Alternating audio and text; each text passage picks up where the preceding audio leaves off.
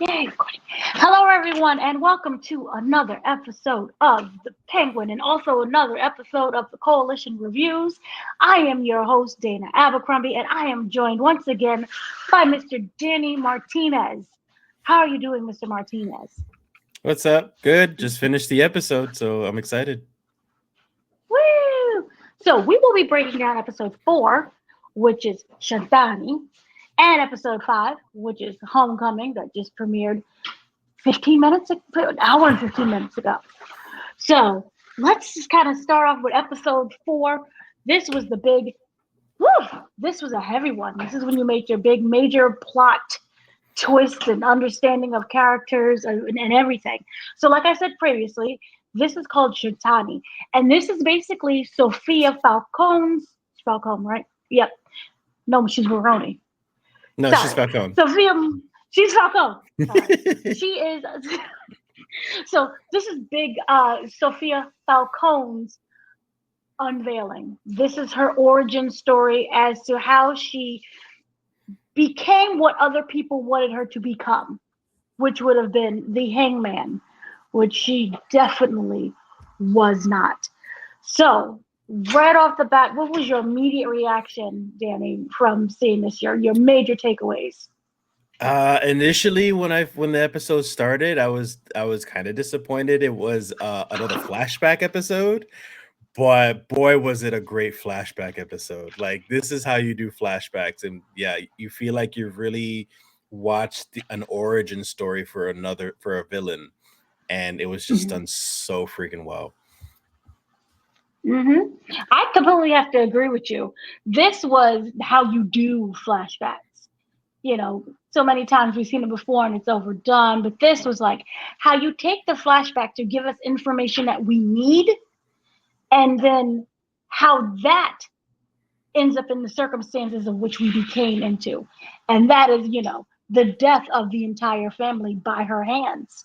And you've seen how she was just, I wouldn't say innocent, but she was kind of like an innocent. She represented an innocent person in the very beginning. 10 years ago, she had the foundation that her father had started for basically suicide prevention for young girls and women, which we all know is ironic because there was a reporter who was there who kind of was saying, hey, there are some women who committed suicide.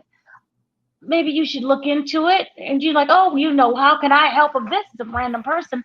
And she was like, well, it looks suspicious. Maybe your father is actually responsible for something or some of these women's murders. She claimed that it's murders, suicide. Of course, this is something that Sophia really does not, like. And it starts to make her look at her family differently than what she thought. And that's how we get into the 9-year-old girl who discovered her mother hanging in her room. They didn't say what she was hanging from. Was it like a ceiling fan? We don't know. But she was just there, swaying in the wind. And she discovered her body, and her father didn't intend, I don't think, for her to see that. And that's when she looked down, and her father pulled the glasses for like a really quick minute and got the glasses back up, and it was like scratches that he had. And at 9, you really you don't really piece things together because again, you're 9. The trauma of seeing your mother kind of hanging there, and so she grew up essentially without her mother, and it's always been a very testy subject when it came to her father. And it also showed the closeness that she had with her brother. The father really wanted the brother to, be number one. It was tradition, as he stated. And he kind of realized that his brother wasn't, his son wasn't someone that should take over the business, and he presented Sophia with that opportunity. And then his come was one of my first questions: do you feel that that was kind of a distraction, because that took place over dinner, and then we all know it went completely downhill when she kept questioning her mother and how she died, and she didn't have any kind of mental illness that she knew of, and she kept saying she was depressed, so she committed suicide. Do you feel that that was a distraction, or that was something that was needed? Because the son really wasn't. He was like a party goer. He wasn't someone who was there for the A, business. a distraction for us. no, what I meant in terms of for her to like, she's why are you bringing up all these questions about her mother? Forget all about that. I want you to be head of the family. So I'm going to just distract you Oh yeah. from talking about what you mainly wanted to talk about. I don't know if it was a distraction. I mean, I feel like, and I think it means more that it was a genuine gesture to give her a place in the family as like head of the table, pretty much. But I think that because she started questioning things is when he started to question, is she ready for this kind of world, this type of lifestyle and things like that. Because clearly her brother, his son, was already in this lifestyle of just partying and being irresponsible and being stupid and and kind of just being very spoiled. So he knew, I guess, that Sophia had a better head on her shoulders to kind of run things, and she's the one who kind of ruined it afterwards. I mean, it could have been maybe something I missed, but it could have been a distraction, like to kind of just like get her away from the topic of the mom and all that. But I didn't really get that too much.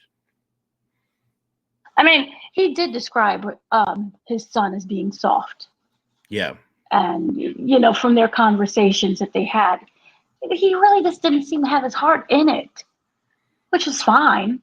And he said he wanted to break from tradition. And he said, the whole family will believe anything that I say or do anything that I say, which was kind of foreshadowing the sadness that would come later when the family kind of agreed to everything he said. But, yeah, so she starts questioning it. And this is when we end up getting the woman who was the journalist who was like, I want to, she opened up something within Sofia when she kept saying, when she met her previously, about these women, why did they work for your father, and they all seem to have committed suicide. And that's kind of when we got a reference to the club from the Batman. So we know of the club, and then we know of the underground club. That was Mhm. where Catwoman, Zoe Kravitz, She Catwoman, worked. worked at, and the roommate.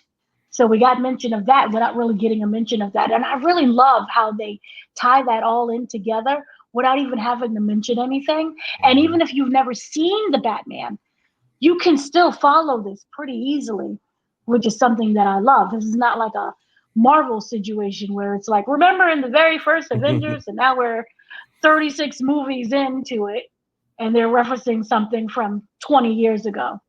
So I do like how this feels like it's its own solo thing. So we, as the Batman viewers, understood it. But if you didn't watch the Batman, you still got like, hey, there's a club under the club. We all know of those situations. So then, this is when she meets up again with the journalist, and she's like, look at all of the strangulation, but look at the defensive wounds. This is not right. Your father is basically responsible for that. And that's a heavy load to drop on someone. And of course, obviously, Sophia's like, no, this is not true. But she's starting to think like maybe there are pieces that they could fit into that. But it's really hard to admit that, hey, your dad is a serial killer, essentially, with these women. Um, and so it was really interesting that she never really went to her father right away to say like, hey, there's this journalist. Instead, you know, Oz, who people ignore, as we've seen earlier, he kind of figured out things by listening and being quiet. And, once again, because he's considered the lower class, the help, he's invisible. But he used that to his strength to get closer with Falcone and running to him to say, hey, this is what your daughter's been doing. So, in a way, do you feel that that was his place? And if so, do you feel that in a way he is responsible for Sofia being committed? Oh, Oswald, 100%. He's Mhm. completely, yeah. He's very much at fault, just as much as the father is, and everything else. Like, but Mhm. Yes, it was already established that even though he's Sophia's driver, doesn't mean Sophia's his boss. Carmine is his boss. Like, so he does what Carmine says. And I'm sure Carmine had said, hey, watch over Sophia. Let me know if anything stupid happens, And Penguin Mhm. was there to tell Carmine exactly what he did. And, something as big as this, I think Oswald capitalized on it. He took advantage and he's just like, this is my time for me to be seen. Hopefully this is Mhm. something that's big enough for me to earn some respect or some trust or something. So I'm going to rat on my own boss's daughter, just like you told me to, and I wish for the best. And it worked. It worked out for him. So he's 100% at fault. Do you feel that she is somewhat also responsible for her own actions, doing it in front of Oz? No, because she genuinely trusted him. I guess you can call it naive.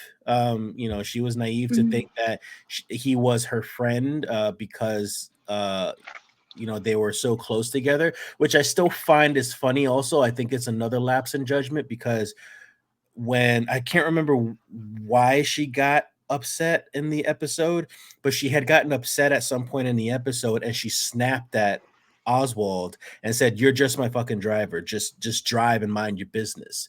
Like nobody cares about you." And that's a big reason for Oswald to be like, "Well, I guess she doesn't care about me, so screw you. Like I guess I'm just going to do what Carmine's going to tell me to do." So she kind of shot herself in the foot with that part too as well, which kind of changed their dynamic, their friendship.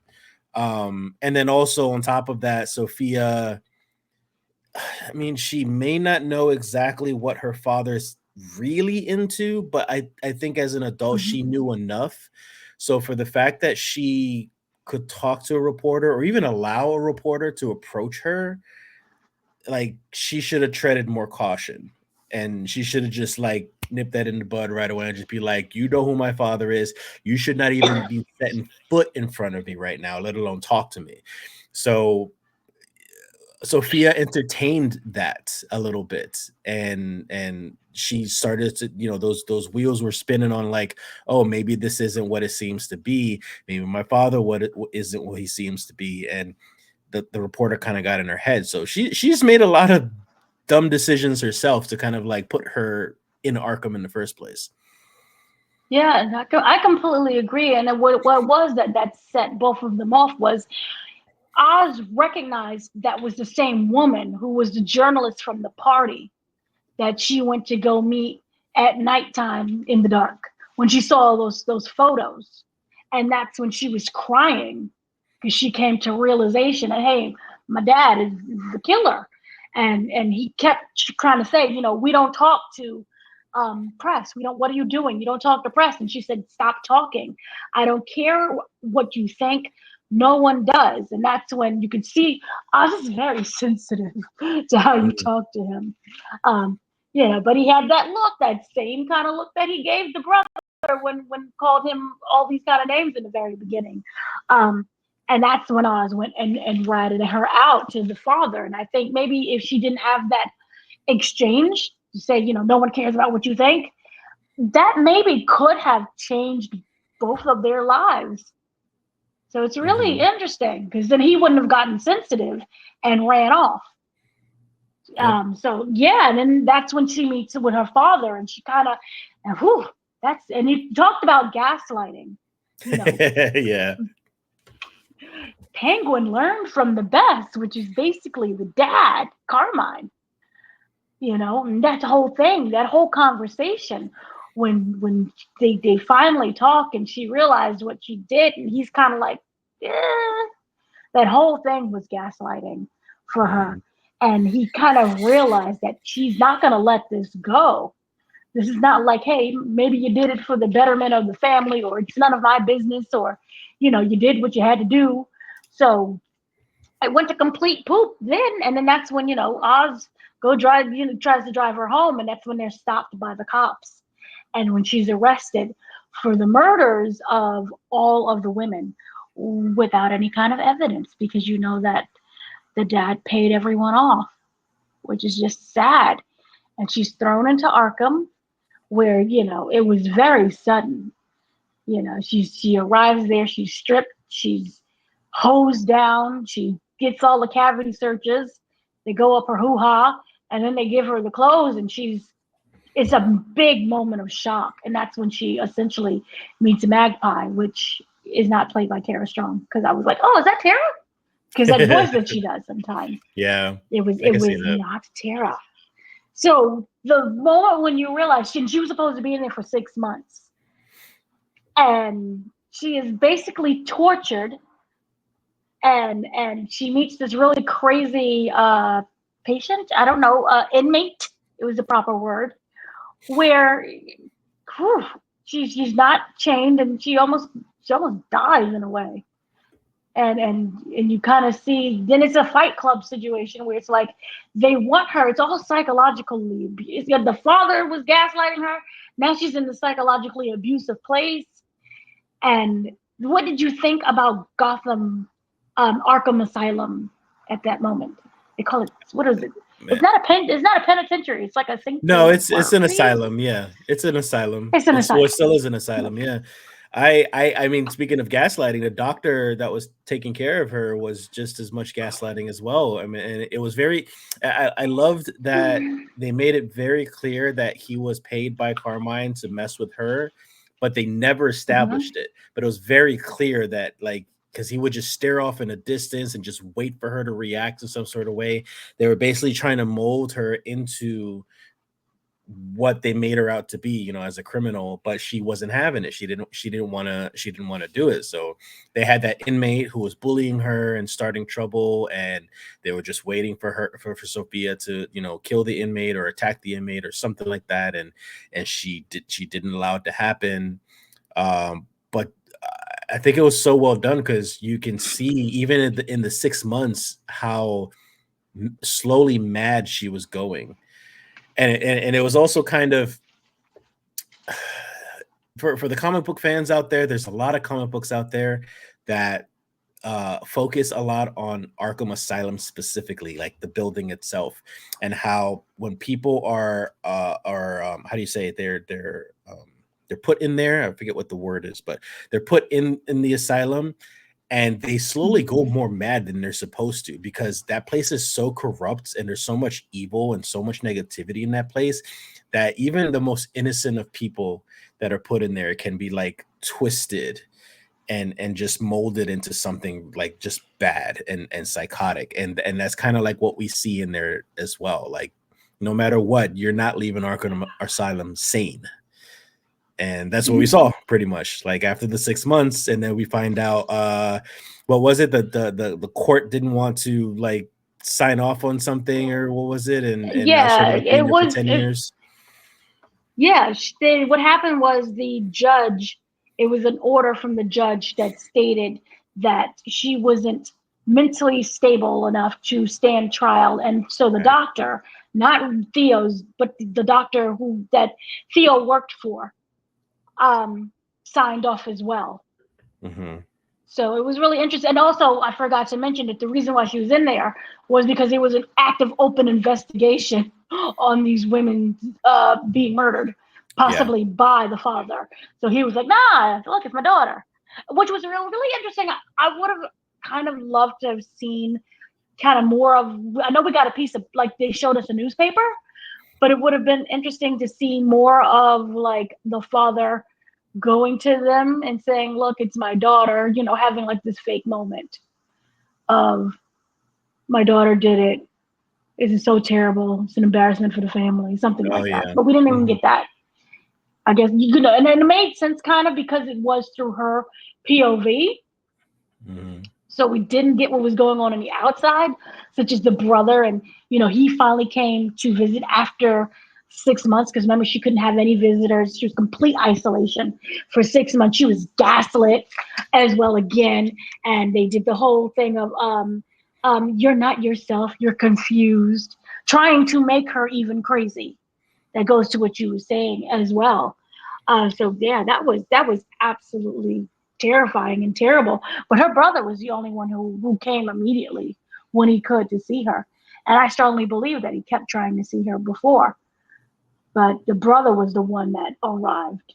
And we don't even know where the lawyer came from. Maybe he paid for the lawyer, but it was just absolutely terrible.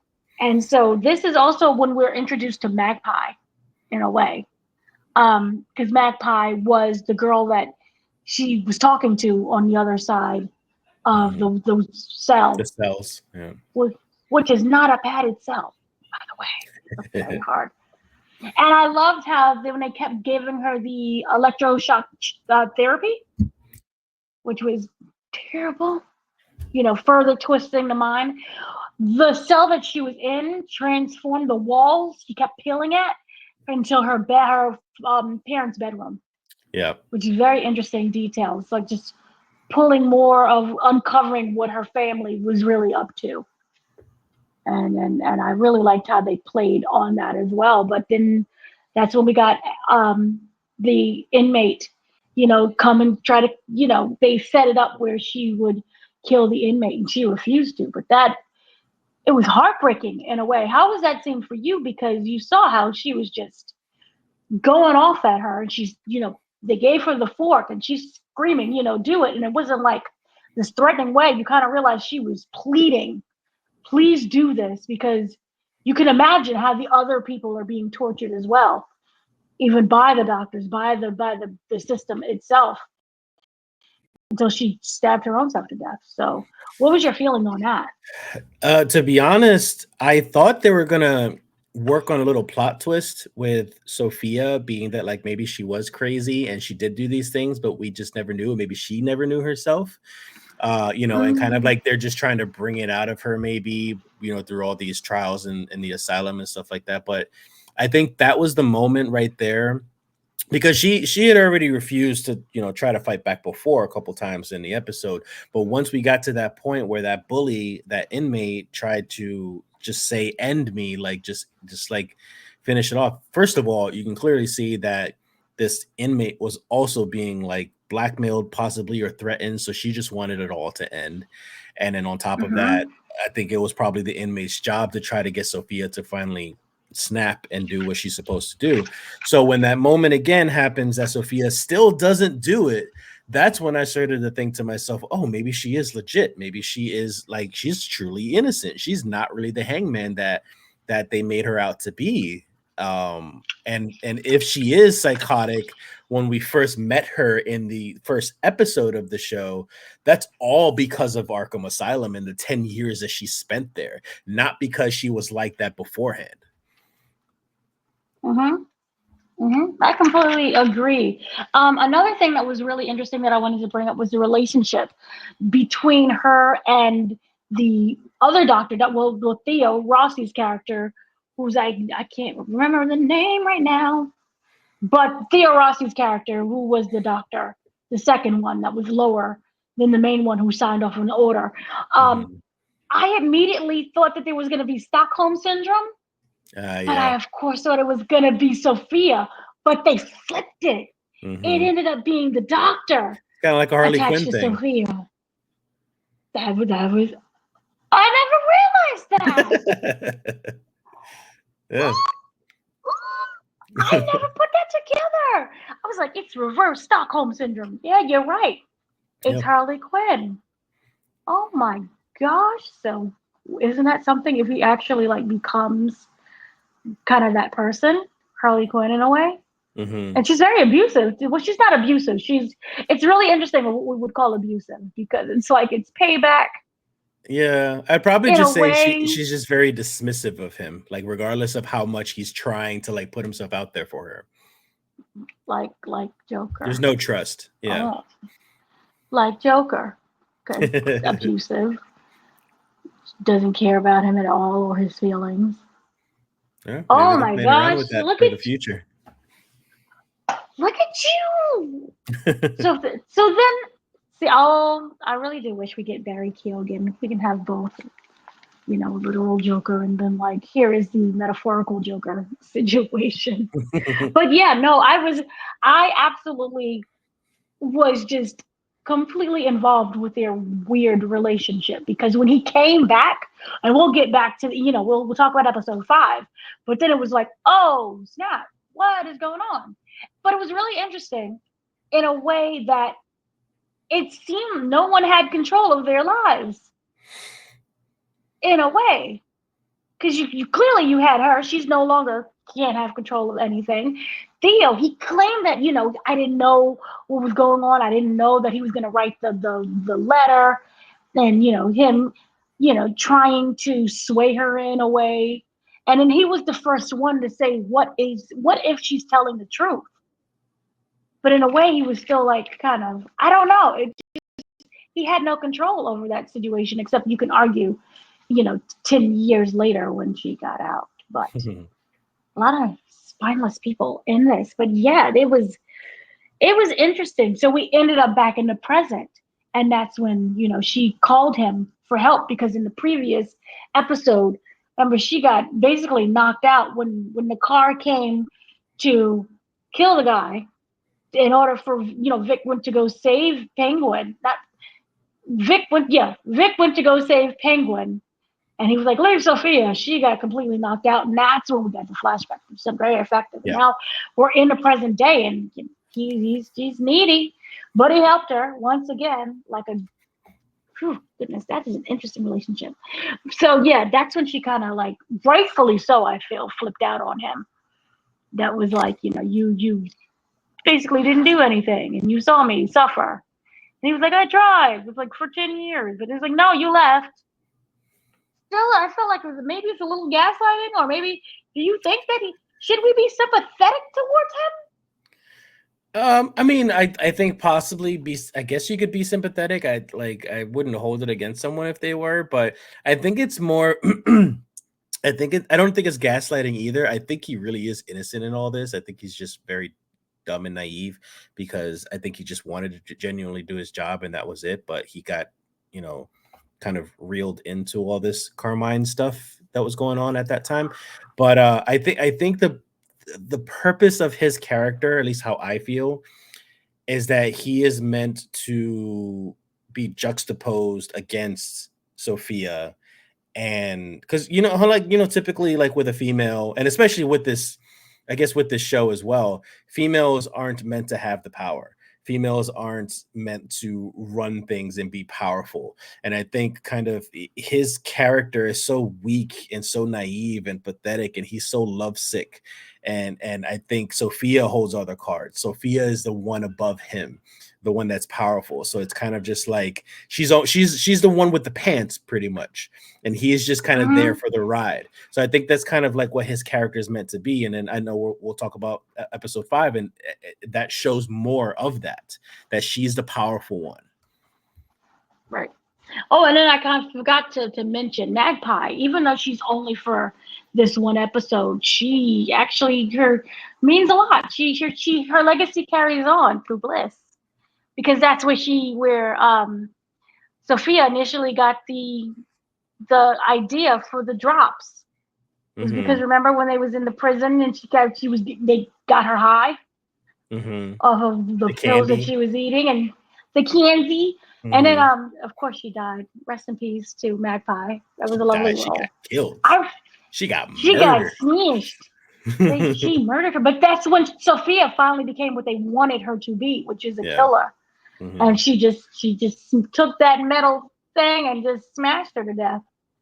And it was kind of sad, but she lived on through the bliss and the mushrooms, which play a big role later on.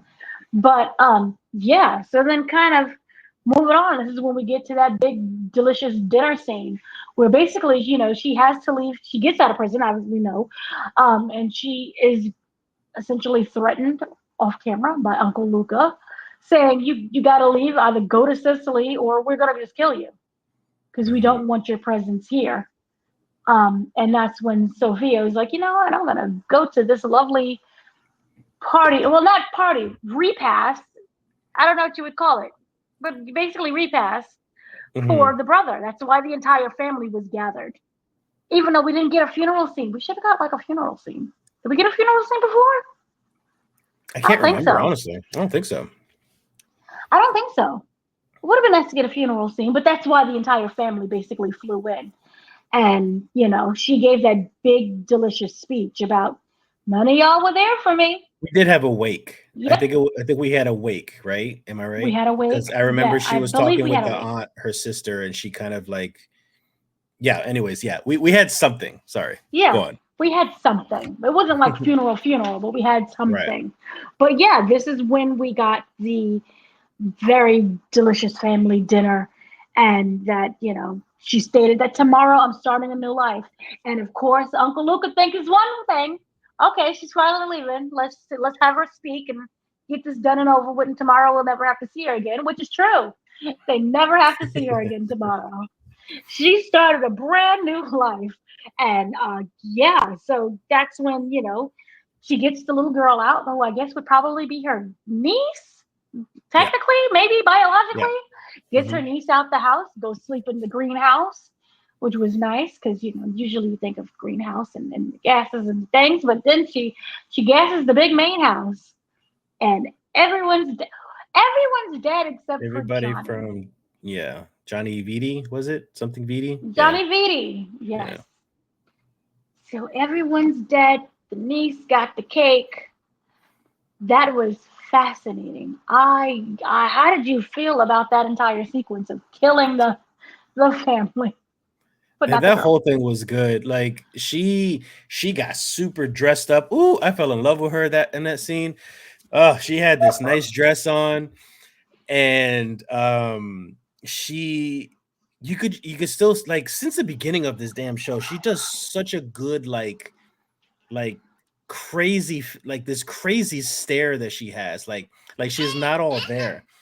And she still I continues have to it. have she still continues to have that while she's getting dressed and she's preparing, and it just gives you this aura of just like something's about to go down, like she is planning something. So like, she goes down to her dinner, she gives that speech like you mentioned, and that speech was amazing because I truly felt that same frustration of just like, this family is crap, like this, like you guys suck, and how she felt about it. And I was expecting at that point on for her to just whip out a bunch of like a Gatling gun or something and just mow them all down, or start slashing and killing them all. I thought that's where it was going, but no, like she said her piece, she sat down, or she left afterwards, and she kind of just she just left.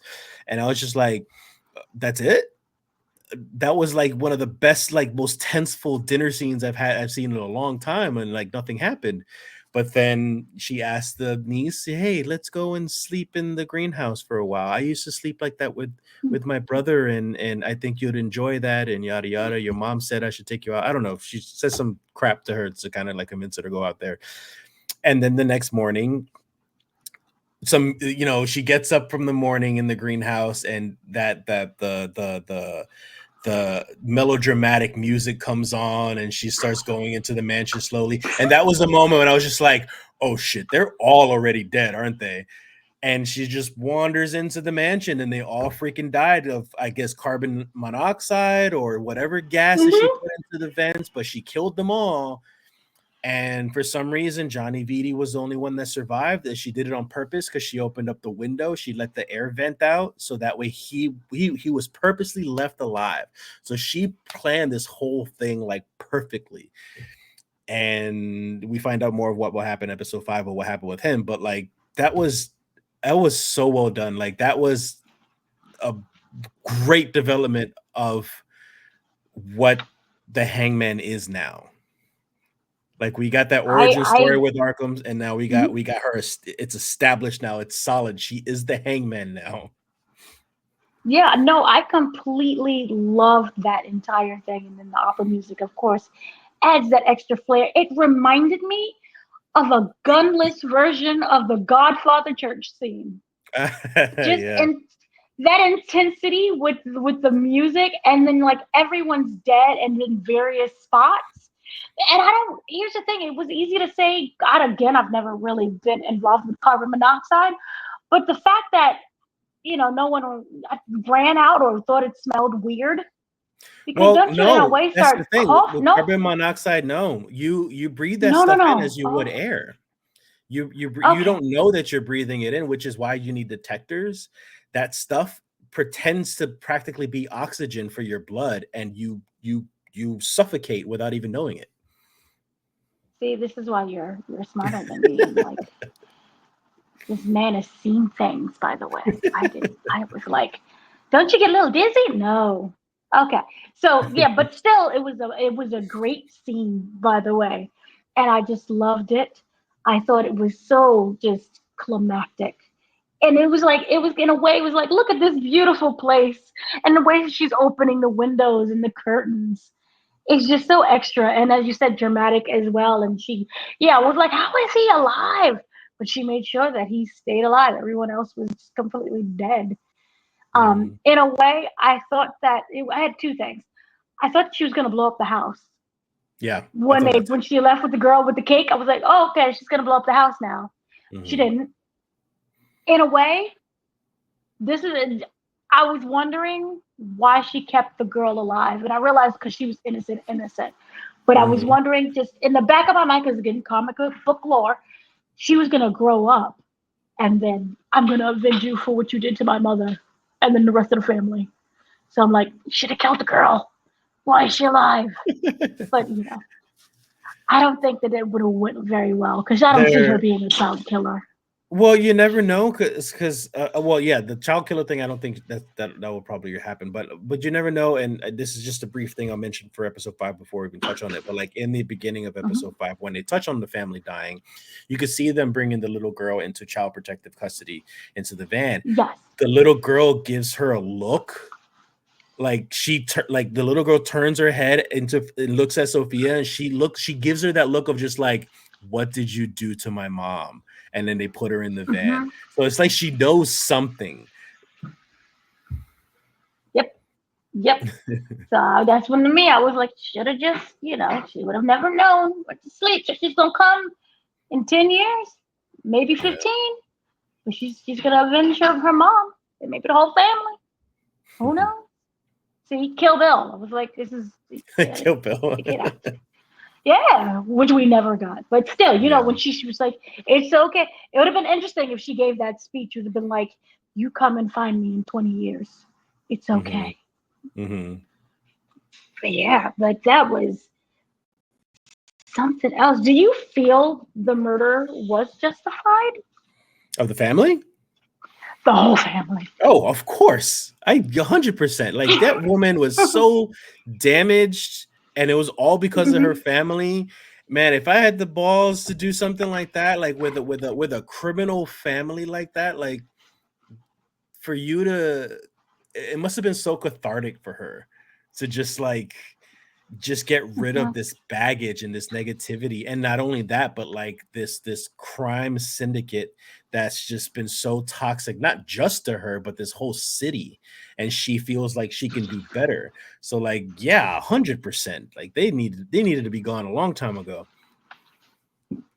Yeah, I completely agree. That was like they did a really good job of justifying it because, in a way, not in a way, they literally took 10 years from her, and she will Yeah. never be that person again ever. Mhm. And then, as you said before, she became what they wanted her to become, which was interesting because we theorized later, but previously in the other episodes, that she had that split personality.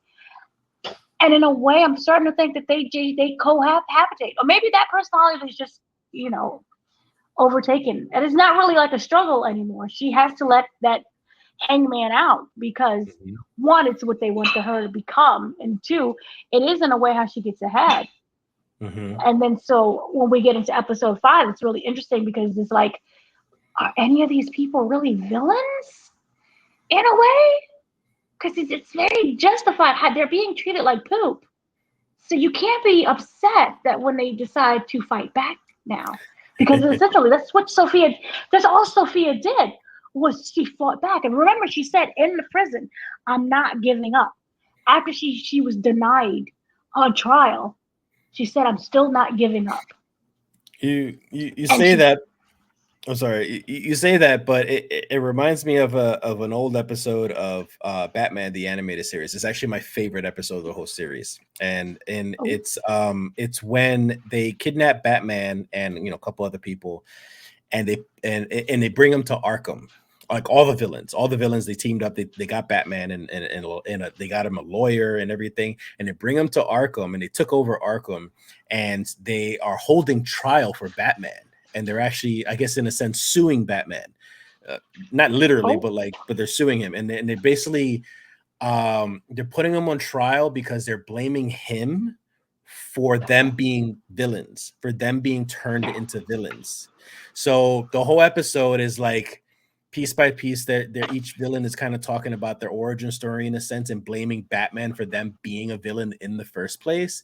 But towards the end of the episode, the lawyer and even the Joker was the judge, by the way. And even at the end, the jury and the lawyer convinced the jury that they were like, oh, the Batman's innocent. We don't find him guilty. And that's because towards the hmm. end, they realized that it was their choice. They made these choices, regardless of what life had handed them. It was their choices that they made that turned them into these villains. So the reason why I say all this is because it kind of reminds me of this also. Like, these guys are villains. I don't think they're innocent just because these Mm. these these twists and these things have happened to them. They still made those life choices. They're still freaking villains, and they still deserve what's coming to them regardless. But then why did you say that Sophia was in the right for killing her family? Oh, That makes her a villain too. I think that's in that situation where it's like, in my head, two wrongs make a right, in a sense, because yeah, like this family deserves to die. Sure, obviously murder's wrong, killing's wrong. They shouldn't have to go that route, but this is in a fantasy world like this is pretty much the only route you could really take, and I think they deserve it 100%. But at the same time, I think Sophia, towards the end, hopefully she gets her comeuppance as well. Like, later down the road, Right. whatever that might be. Like, she still deserves the same fate as everybody else has. Right. So then also then it goes to the father. He never took responsibility for his action by killing the girls, and instead blamed everything on the daughter because it was that open investigation. He was saving his own behind by her killing the entire family. Yes, it was for revenge for her being in jail, but also they was going to kill her again because she was if she didn't go to Sicily. Hmm. So therefore, do you feel in a way she acted like her father because he was Yeah, just trying to save his own behind?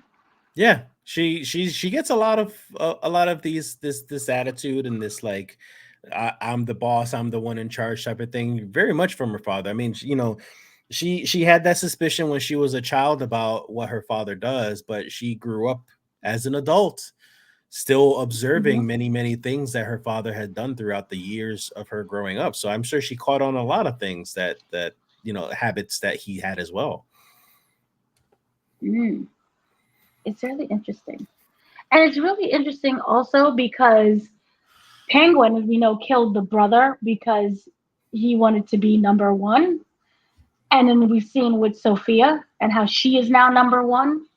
So in a way, I'm wondering, is he also responsible for her rise as well? It's a lot of things that Mhm. happen because you can say, oh, she's number one because she killed her family, but also she's number one because Penguin killed the brother. But then I'm kind of wondering, the brother never wanted to be number one, and I'm wondering, had he lived, and we still had the actions that Sophia had in terms of getting revenge for the family, because that was still something the family did that really in a way had nothing to, you could argue that Penguin was involved, but the father made the decision to turn the daughter in because of the open investigation, and the family made the decision to side with him.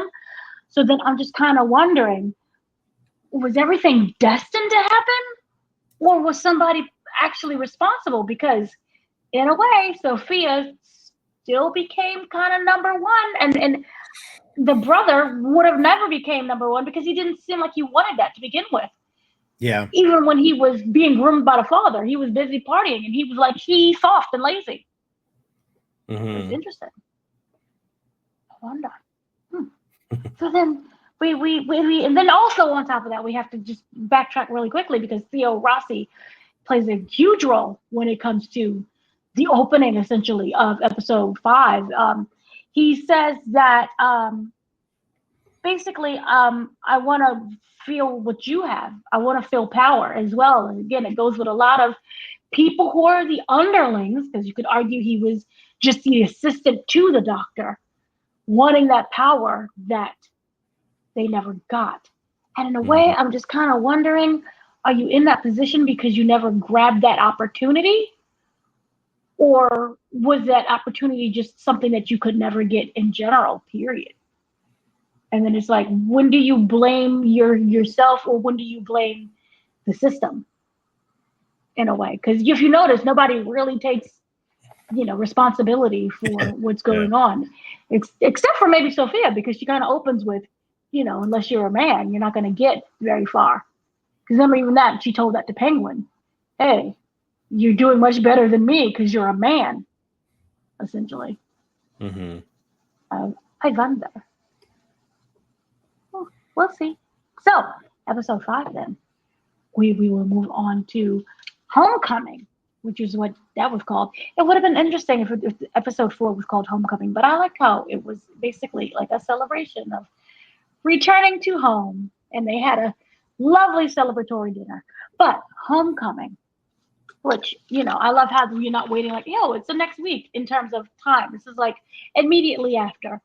So with episode 5, we get the whole feeling of basically Sofia, and also with Victor as well. We follow a lot of different storylines. What episode 4 was like one main one with Sofia, but this one we're following kind of Sofia, Victor, Penguin, but more of Victor, Penguin, and the mother, with Sofia in the background. She gets a huge role too, but it comes a little bit later. So, what were your immediate thoughts after seeing episode 5, which aired tonight? The whole episode after finishing it, I'm freaking excited. The way everything is tying up together, and all these, like you would think in a show, or specifically even in an episode where it focuses on too many characters, it'll have a problem with focus. It'll have a problem with character development or focus. This show just it does such a good job of just balancing everybody, because we get to see parts of Sofia again, we get to see parts of Victor, we get to see the Penguin trying to get at the Maronis and the Falcons.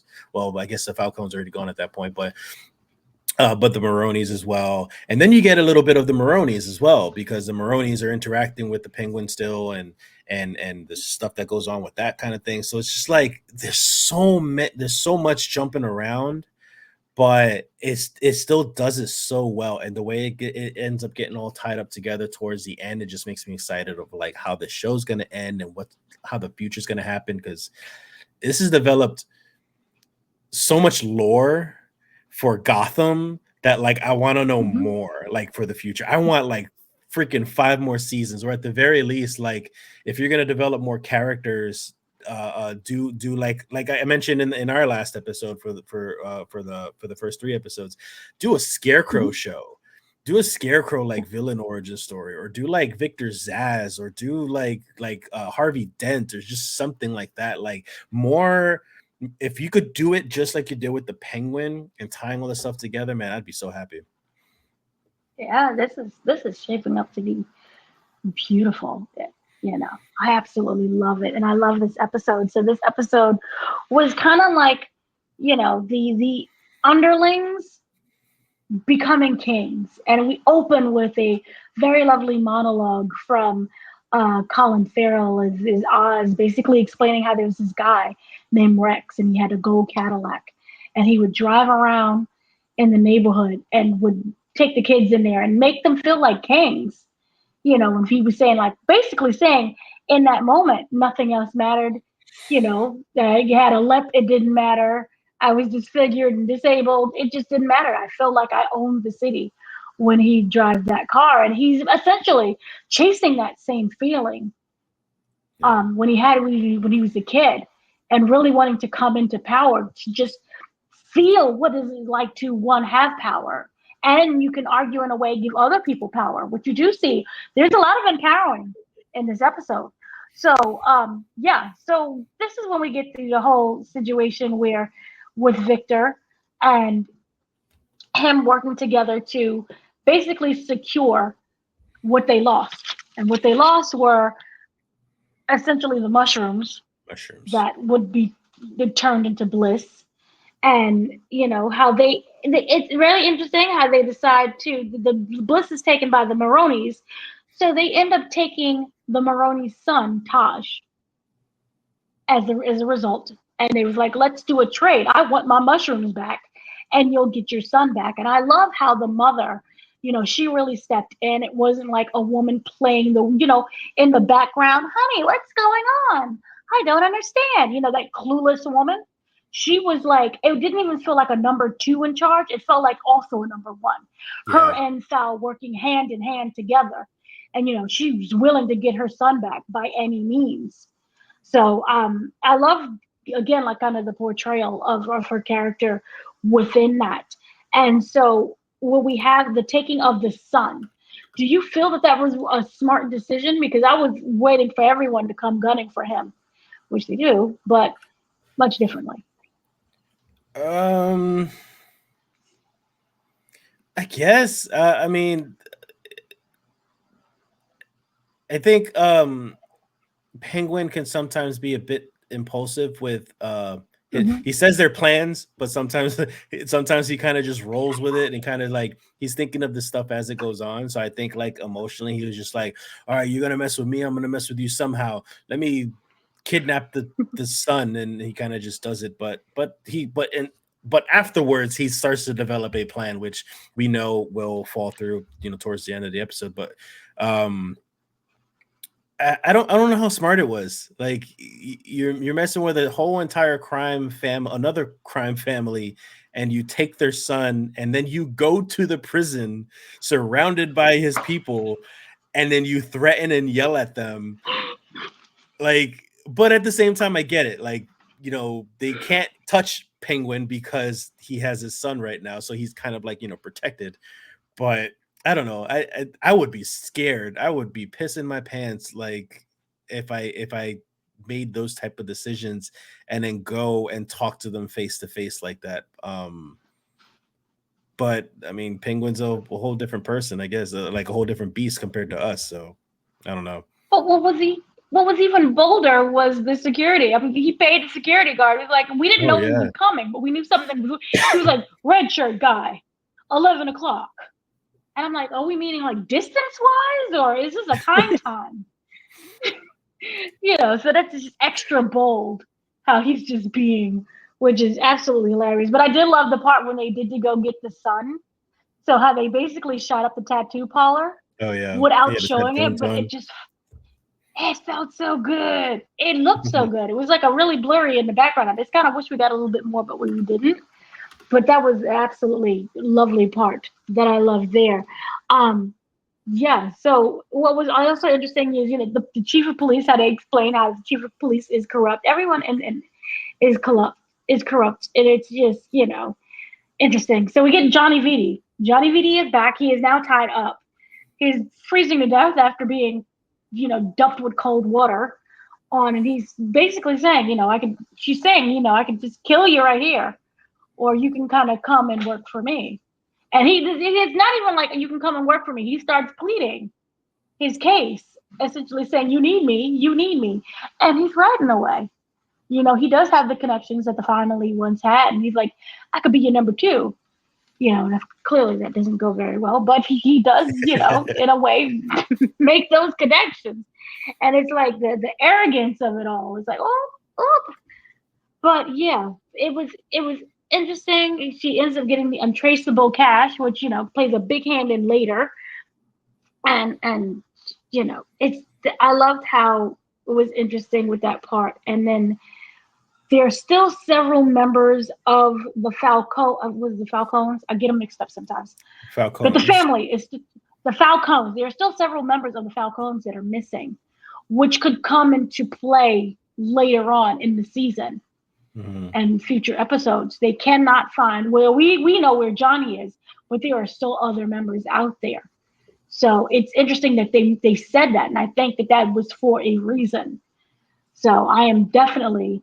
Are you expecting anything to come out of that, or do you feel that that was a throwaway? Um, I honestly think it's a throwaway, but mentioning it is still smart because if they want to continue on with the series, they can always use that for the future. I think it'll be an interesting dynamic because the Falcons are no longer. Well, I don't know how ahead you want to go with this, but like the Falcons no longer exist. Like the this crime family, like she turns into Sofia Gigante, and she Right. names herself after her mom, and she dedicates this whole thing now to her mom. So Uh-huh. towards the end of the episode, Gigante is now Sophia wants to talk with Baroni and try to get together and squash the war and kind of like work together. So if they were to bring in other Falcons that weren't around before, that'll be an interesting dynamic of like Falcons are trying to get that power move and develop themselves again while this new crime family is developing. Right. Okay. That seems interesting. Um, we I see because they do seem to take things a little bit away from the comics, but with the comics as well, they found that fine balance. We could end Yeah. up getting that surprise. Either way, it works with them or without them. Mm. But it is something that because I was like, why would they mention that? That is such a detail that you could argue could be a throwaway, but they did mention it, and I'm like, maybe it means something. I don't know. But what's really interesting is the fact that Penguin gets Vic to get his mother out because they know that they're coming for him because he's essentially planning everyone's demise as well. So it's interesting how they would take Vic. This means that this is the ultimate trust, it seems to me, Yeah. that, to have Vic take care of his mother, which we all know is the most dearest thing to him. And in a way, you can argue she's the one who kind of built him up to inspire him to take control of everything and to, in a way, get rid of the Maronis and the Falcones and all the homies. So, what did you feel about that trust? Because that's a huge thing. That's no longer gaslighting, unless it is gaslighting. So I'm a little bit different about it than probably how Mm. many feel, and that's Mm-hmm. because I heard I want to say it was a director or maybe it was Matt Reeves. I can't remember. But the people were asking like how, are we going to see more of Vic? Are we going to see him develop into something, big for the show? And they commented and said, at the end, you're going to hate Vic. Like you're going to hate him. And I when when the Penguin is putting in all this trust into Vic, I now that I heard this quote, I get so scared of Vic betraying Penguin in the worst way possible. And what way can that be is by killing his mom or just like hurting her or something like that. Maybe he gets bought off by the Maronis and Gigantes. I don't know, but like so that is a big deal for Penguin to trust him. But me knowing what I know, I worry about that trust now. So I'm very scared Um, about what might happen at this point. Yeah, no, I completely agree. And I was also at New York Comic Con when they did the whole Penguin panel, and we will have Penguin interviews coming up. I Oh, just need a moment. But we have Penguin interviews. But yeah, Vic, it's not happy go lucky Vic. And it is yeah. not the same Penguin from this series that we end up getting in the Batman 2. Because, his storyline continues. And it's not going to be the same. And while they won't say, who's dying, who's getting killed off, but they said he's terrible. So I think that she has to die just because it will force him to become vengeful Yep. and that rage. And we need that rage. Right now, he's a mama's boy. We saw him in that bed, how he held on to his mother, and that's lovely and that's Mhm. beautiful. Yay. But she has to die because he's too vulnerable. Both what he's doing and also just she makes him vulnerable, you know. So I completely agree. I'm like, this is gonna be nice, but I think that they're building up for like it'll hurt more when that comes that finale when By the he has to kill him. Yeah. By the way, for anyone who thinks that this whole mama boy thing is stupid, like you need to understand that this is character development. Yes, you see how vulnerable he Mm-hmm. is. You see how he can switch off this gangster mode and go into son mode and stuff. And so just imagine you losing your mom and then you have nothing else but this gangster mode or whatever you want to call it. And if anybody's ever seen the show Gotham, or you should see the show Gotham. It was on Fox. I can't stand the show for many reasons. They butcher a lot of the villains in there, and the story is just a big mess. But they do a couple of characters right, and one of them that I really do like is the Penguin in that show. And that Penguin there was he was a mama's boy, like really in deep mama's boy. And when he lost his mom on that show, spoilers I guess, but when he lost his mom in that show, that's when he like truly becomes the Penguin. And I kind of like that dynamic as well, so it was done well in the show as well. Wasn't he roommates with Riddler? Yeah, he was with the Riddler. The Riddler was That pretty was a good good too, show. to a Yeah, point, the but the Riddler was Riddler was really good. good too. Selena was really good. I like Selena. What are these people doing now? I I didn't like like that. Selena. Didn't like You didn't like Selena. Didn't Selena. like Poison Ivy. Who else? They had a Mr. Mm. Freeze there towards the end. Didn't like him. Joker was very good. He was probably one of my favorite Jokers in like a television, like live action stuff. Like that was very good Hmm. Joker. He played like literally three different types of Jokers in one show, and all of them were beautiful. It was an uneven show, but it worked. Yeah. It worked. But yeah, this is so it's gonna hurt when she has to die, but she has to die. And what was interesting was he lied to her. She thought that it was Penguin who took out the family, but it was actually Sophia. Yeah. So it was like, he lying to help, to help protect her. But it's gonna be something when she dies. It's gonna be amazing. Um, yeah. So that made me interesting. I did like that dynamic, and I loved how moody she got with him. She was very moody, and it was in a weird way. I was kind of wondering, did she treat Oz the way that she did because of the father wasn't there, the husband was not there in the house, and so is she one forcing him to become a man, or is she forcing him to become kind of like a husband, not in a husband, what I mean, bedroom duties, but in terms of like, does she want a son or does she want a husband from Oz? I think she just wants Because it's someone kind to of like take both. care of her. I think she wants to take advantage and have him take care of her because she doesn't have that husband anymore. She also lost the two brothers. Oz mentions that in Yeah. the episode also, how he said in his words, he said the city took them. So they both died Hmm. years ago. So I guess he felt like he had to step up and do things. I guess that was like his start of this also of this whole thing. But also I think like his mom has nobody else now, so she's relying on him for all of it. And he even says so in the episode as well. I promised my mom a penthouse. I was going to give her the best view in the city, so she's expecting that. She wants Oz to be powerful so she can get what she wants, what she feels like she deserves at this point, to be taken care of.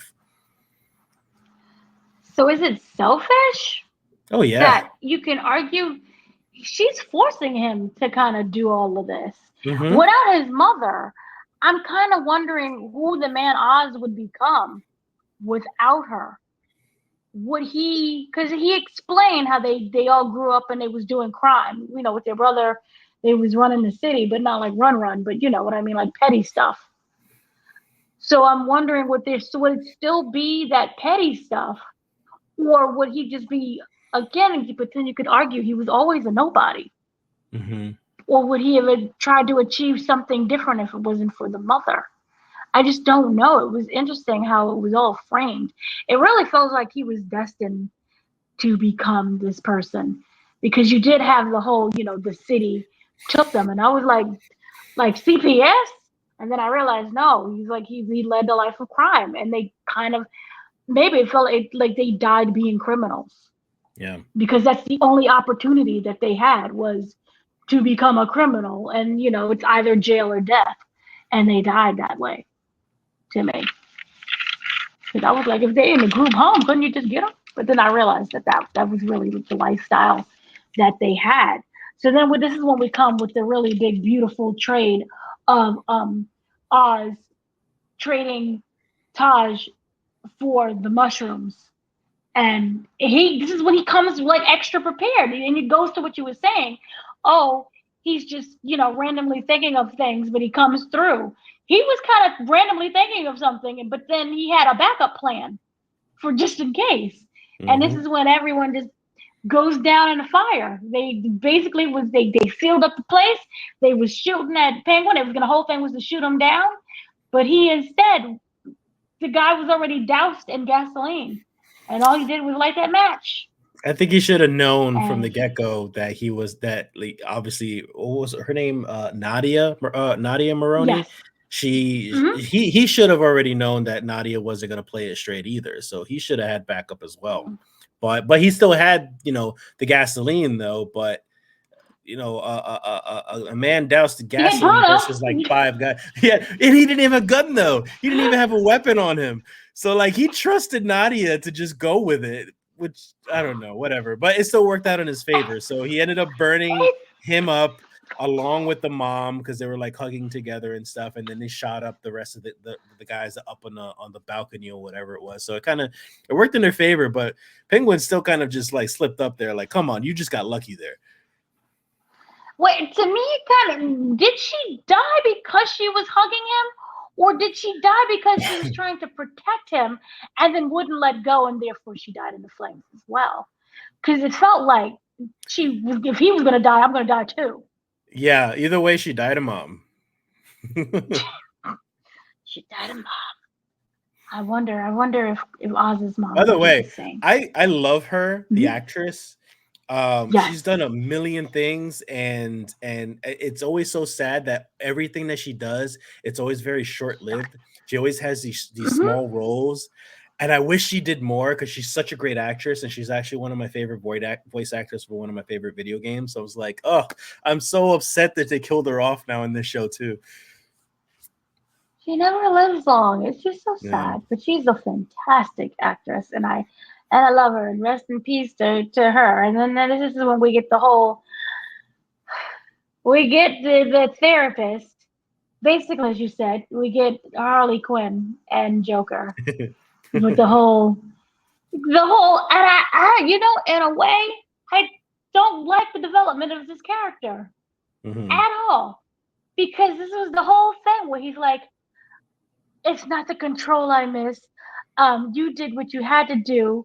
It's given you release, and I will. What was it? I want to feel that way with you. What the hell? And then he was like, if you have me.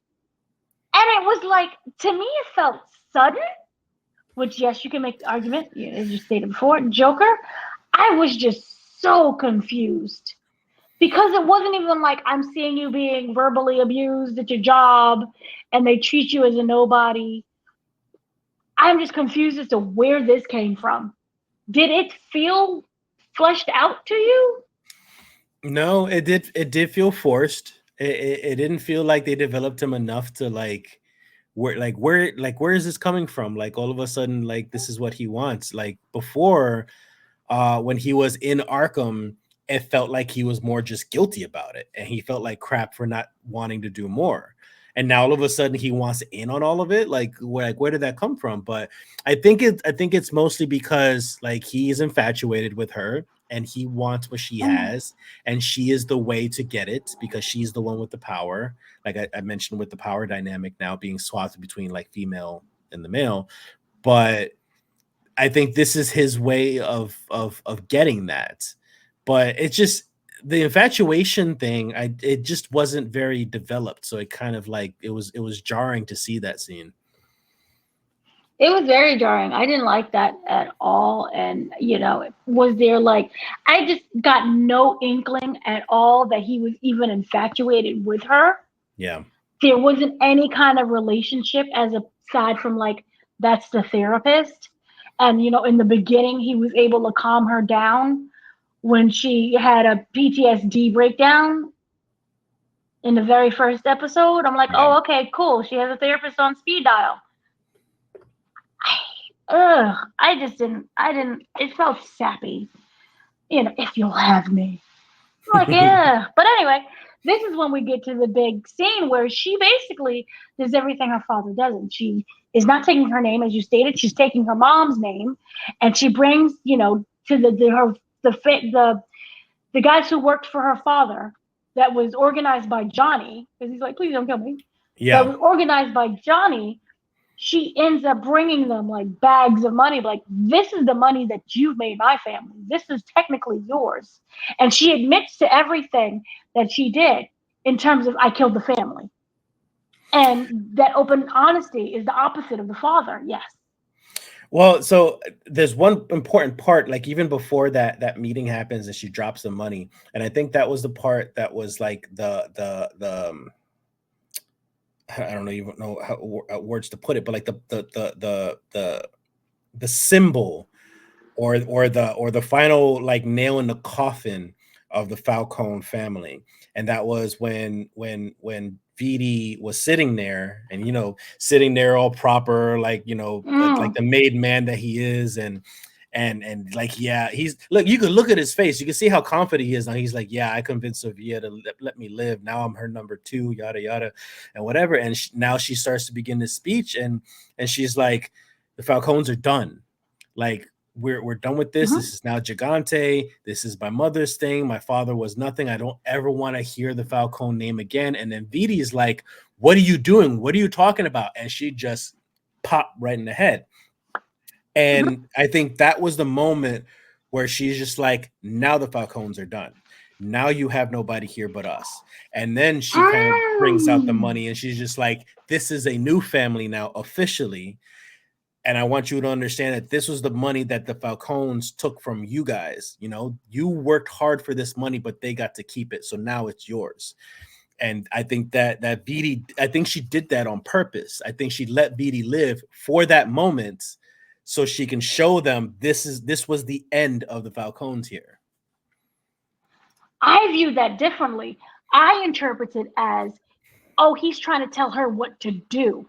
Yeah. Which is what everybody else has been doing to her. Yeah. And therefore, that's why she killed him. But I can see both ways. I can see your way as well.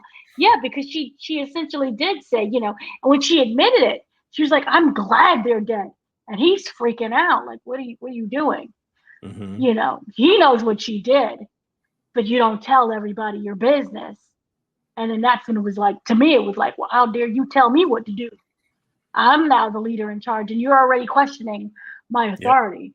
Yep. I am. So to me, it felt like more like a power thing. Like, I'm going to take care of you, but if you cross me like him, you're going to get it too. But yeah, that was interesting.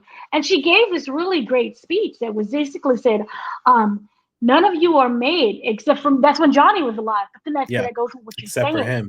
That goes, it says none of you are made except for Johnny. And to me, that was like, oh, well, we don't take self-made men. So kind of what you were saying, boom, and then you're dead. We don't want him here. He's self-made. We're the ones who worked hard. He didn't work hard for anything. He was born into the family. So then you're I feel like you're right as well. So yeah, so she said you're pawns, you're overlooked, you're expendable. And that is essentially the theme of, to me, Penguin. It's like these are overlooked people. You're expendable.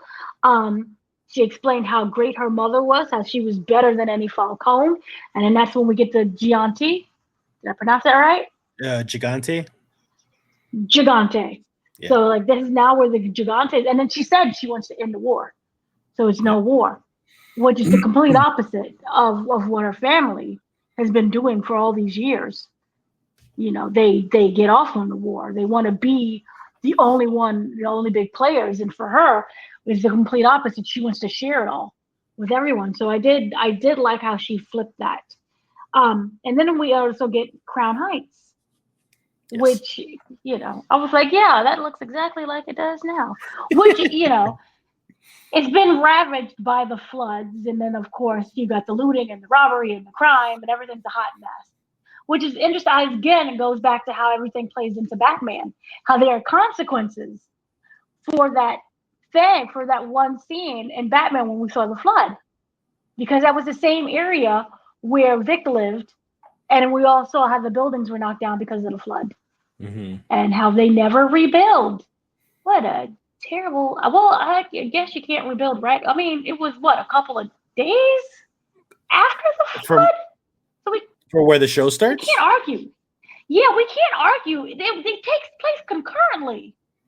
Yeah, I would So, probably say a couple of weeks, but even then, like it's hard to build a city, back in a couple of weeks. no, And you Gotham's going to can't. start in the rich areas, so But the rich area, I don't think was even affected because it would technically be like our MSG, Madison Square Garden. like more like That was it's more towards the flooded. center, I guess. It's more towards the center, so it would have been like that downtown, midtown Manhattan. Yeah. Yeah, you are right. So it starts, and even that area would be rich. So you are right. They would get that first. The rich part gets it first, and then they're in Crown Heights, which is just Yeah, nobody cares. They'll get the nobody scrap money cares back. about that. And again, it goes with the theme. Nobody cares about this, the poor, the people that are unseen. And this is when we have, we get that area, and he brings the mom, Vic's mom, not Vic's mom, Oz's mom, to that area. I'm kind of wondering what's going to happen with Squid. We got an appearance by Squid. Yeah. Squid saw them coming to the building. Do you think Squid could be a character in this? I don't think so. I think he's just going to be a catalyst for something else. Either Victor's going to, lay some hands on him and kill him, or maybe he's has to protect Squid from the mom, something along those lines. But I think that he's just going to be cannon fodder, honestly. And then also we got the line of, this city basically, it takes everything from you. I do not want to live in Gotham, and I know Gotham is based on New York City. It's like I really don't want to live in New York City. I'm starting to. I hear different things though. Sometimes I hear that it's based off New York City, which I get because we're both from New York, yeah. But I also hear that they base it on Chicago. They base Metropolis on New York. That's what I hear most often. Metropolis is New York and Gotham is Chicago. But I do hear the other way around as well. Like I hear that Gotham is based off New York, or maybe it's just a mix of both. Who knows?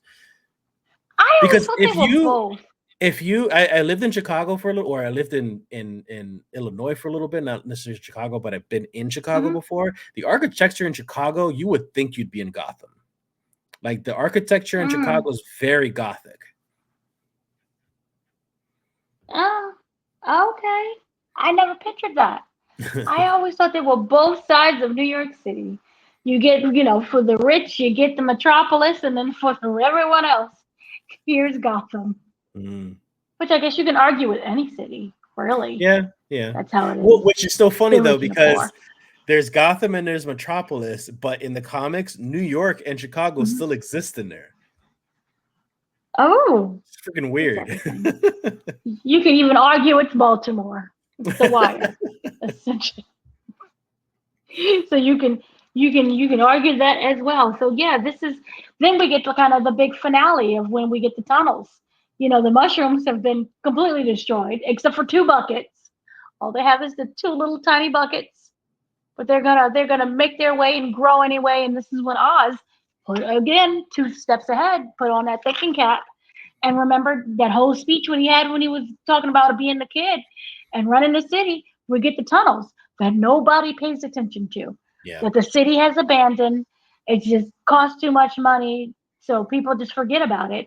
And he uses that to basically be the basis of their operation for the drug bliss. And that's when it's like he gets his really big idea. The generator starts. It's all pretty and everything. It's humid. It's all wettery. It's all watery.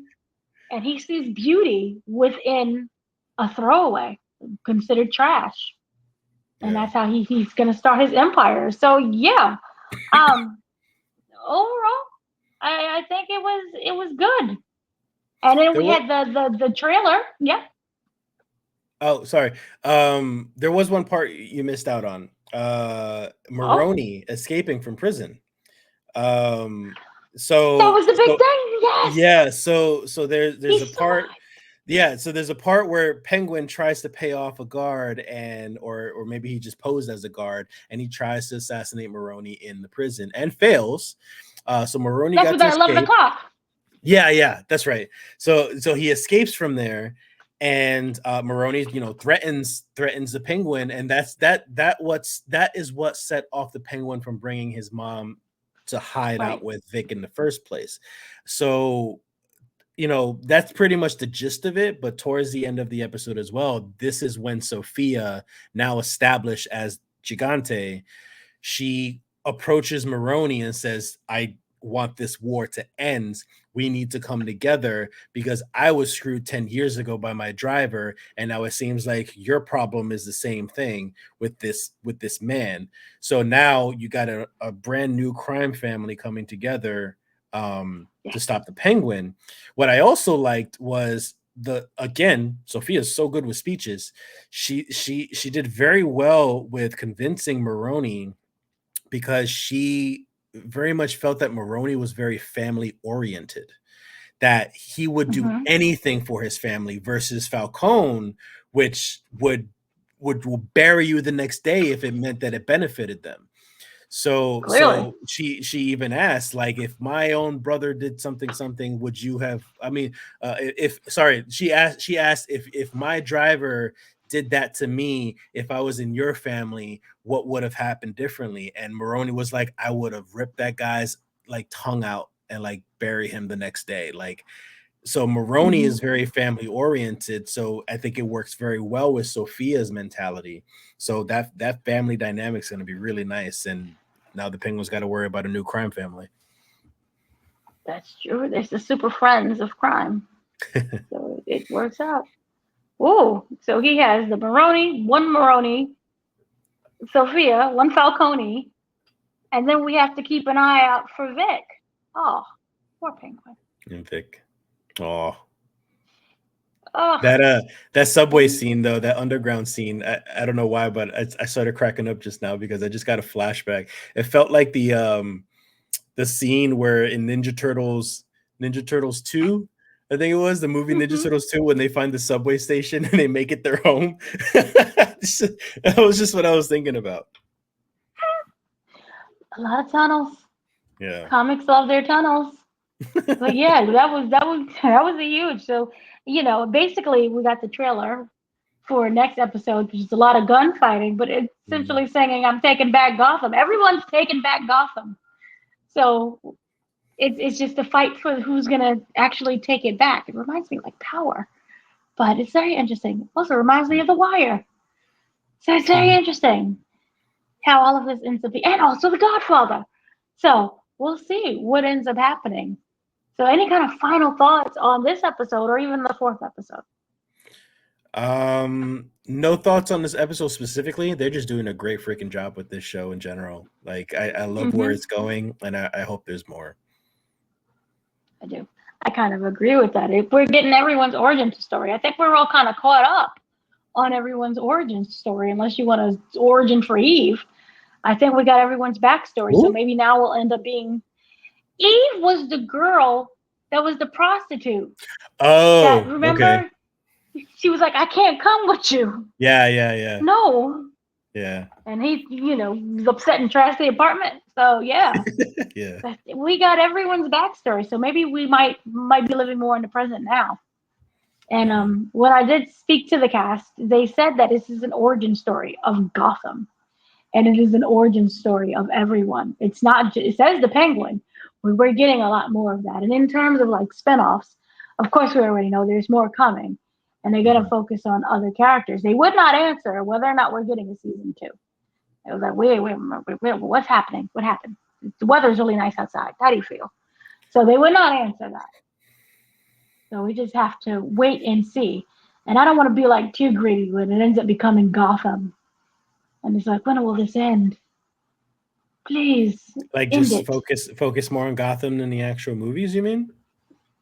No, I meant in terms of remember Gotham, the TV series, when it just kept going and going, and Oh it was like, yeah. ooh, It was just dragging along and drag, which is why I would always recommend, like, if you're gonna finish Penguin with only one season, or at least a season two, and just end it with that, right. but you still want to do more and develop more for the franchise, like do other characters, because you can still get Mhm. very grounded characters and do this Batman thing, and it'll still feel or the Gotham thing, and then still feel fresh, because you're not constantly just dealing with the Penguin and Sophia and Vic and whoever else survives or doesn't survive.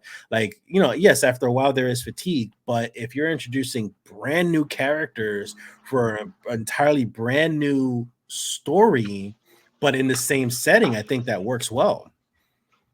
Right. And then also what was really interesting, I got to speak to James Gunn. It was an eventful New York Ah. Comic Con.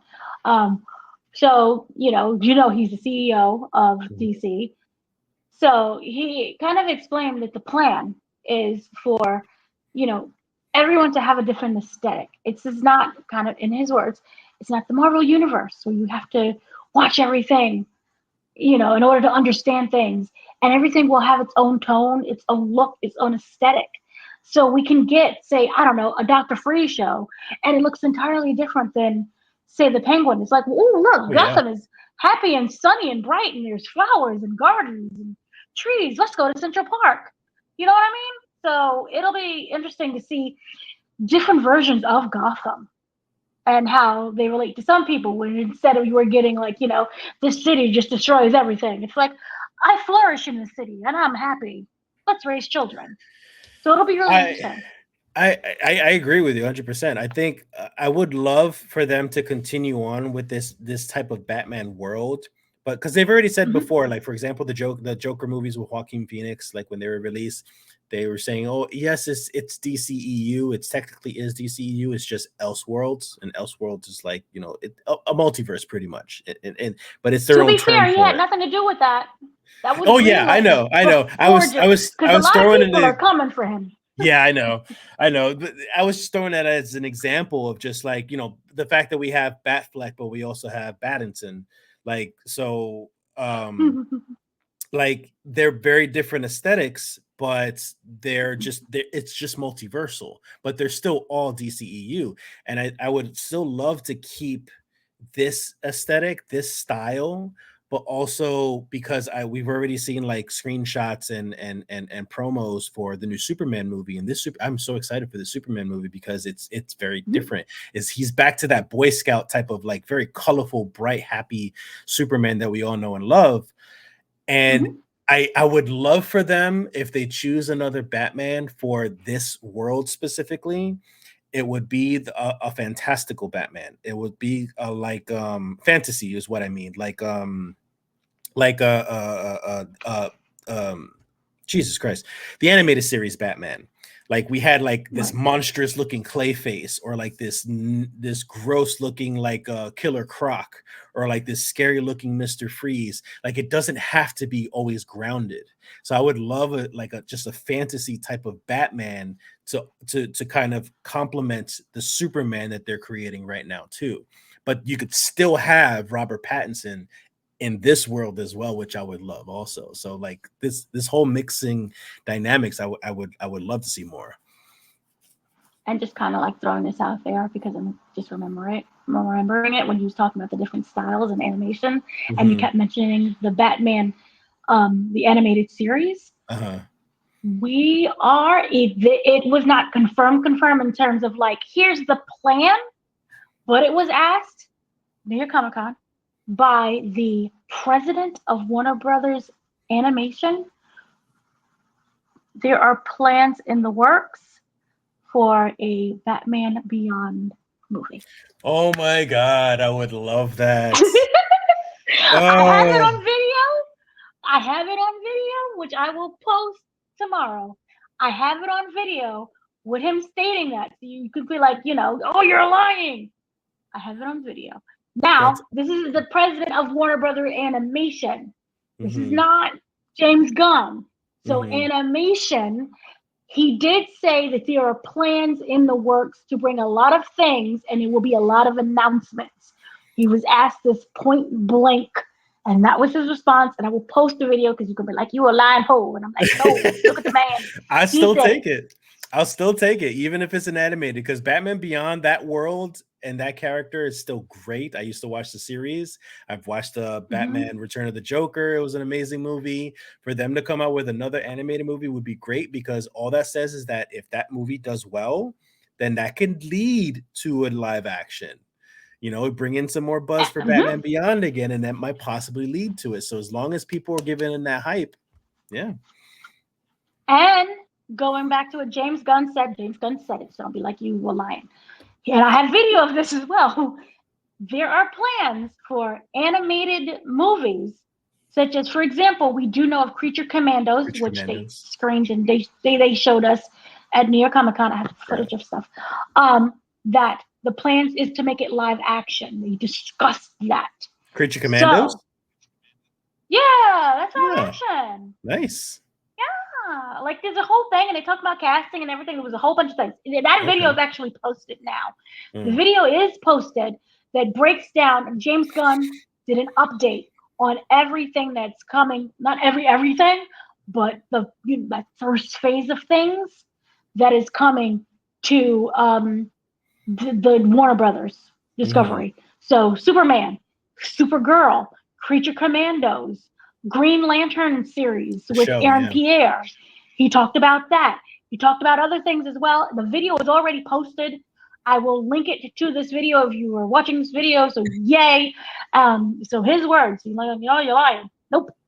So that's going to be really fun and exciting, and I look forward to this whole series and Warner Brothers actually making good stuff again. So excited. So this is fun. This is exciting too. So I guess we will be back when we are back. Maybe talking about more Penguin. I know I have to do a bunch of breakdown things for what happened with DC and Marvel, and we got the date for Daredevil. Charlie Ooh, I Cox saw and the trailer. Vincent. Oh, that looks so good. I was Child, do you know nobody knew that they was coming? And it wasn't like, oh, the little tiny reporters didn't know. I have people from like the major outlets, Hollywood Reporter, didn't even know that they was going to be there. And to find that panel, because everybody was like, well, what panel was that? It wasn't even like a Marvel thing. This was like a comic book spotlight of one of the comic book writers that, and you like, it was in a room that was small.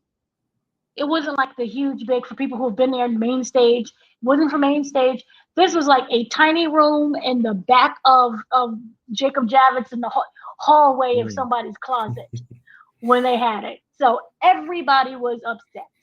But we have the updates of what's going on with that. So stay tuned for the Coalition and the coalition.com, the website, Coalition with a K. And we will be back once again. So have a great afternoon, evening, night, whatever time you're watching this. And thank you once again. I have been the host, Dana Abercrombie, joined by Mr. Danny Martinez. So Peace out. Thanks for thank you joining. very much. Peace out. Thank you.